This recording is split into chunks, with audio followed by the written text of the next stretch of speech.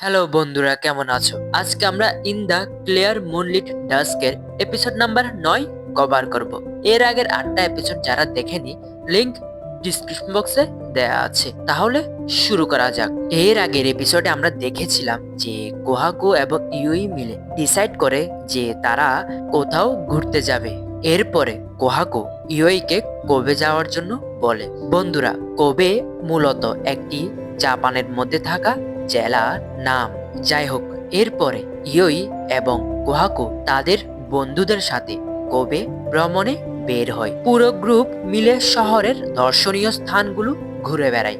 আপাত দৃষ্টিতে এটি একটি সাধারণ বন্ধুদের আড্ডা মনে হলেও কোহাকু মনে মনে চাইছিল ইয়োইর সাথে একটু একান্তে সময় কাটাতে। কোবেতে পৌঁছানোর পর কোহাকু সকলকে তার ভিলায় নিয়ে যায়, যেটি দেখতে মূলত 5 স্টার হোটেল থেকে কম মনে হচ্ছিল না। যেহেতু কোহাকু বড় লোকের ছেলে, তাই তার জন্য এসব কিছুই না। কিন্তু ইয়োই এবং তার বান্ধবীরা তা দেখে অবাক হয়ে যায়, কারণ তারা প্রথমবারই এরকম কোনো 5 স্টার হোটেলের মতো দেখতে বাংলো দেখেছে।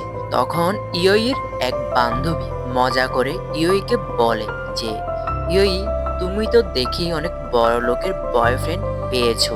যাই হোক, মজার বিষয়। এরপরে তারা সকলে মিলে কোহাকুর ভিলায় সময় কাটায়, যেমন টিভি দেখা, সকলে মিলে আড্ডা দেওয়া, খাবার দাবার খাওয়া ইত্যাদি ইত্যাদি।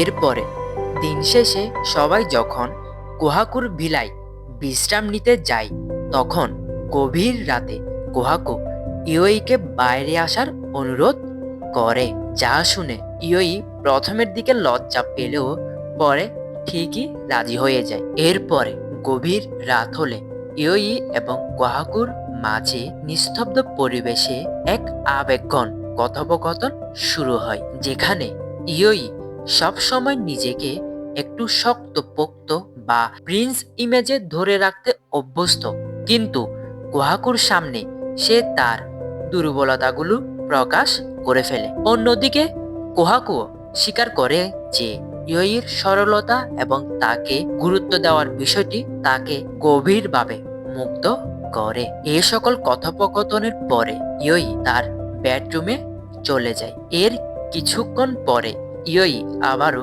বেডরুম থেকে বের হয়ে কোহাকুকে বলে যে, কোহাকু, আমি কি তোমাকে একটা হাগ করতে পারি, এজ এ গুড নাইট হাগ?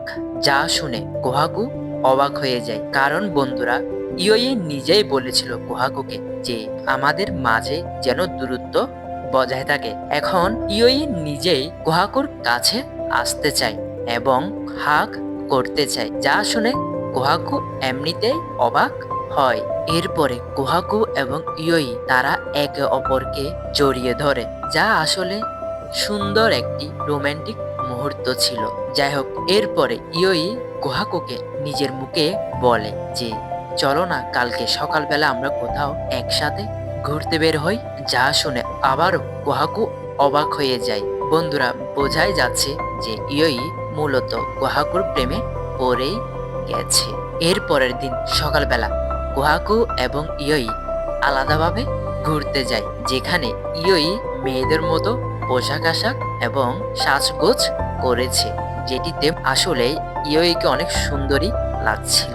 যাই হোক, এরপরে তারা দুজনে একসাথে সময় কাটায়, যেখানে কোহাকু এবং ইয়োই তারা তাদের পার্সোনাল ফ্যামিলি ম্যাটারগুলো শেয়ার করে। কোহাকু জানতে পারে যে ইয়োইর একটি বড় বোনও আছে, আর ইয়োইও জানতে পারে যে কোহাকুরও একটি বড় ভাই আছে।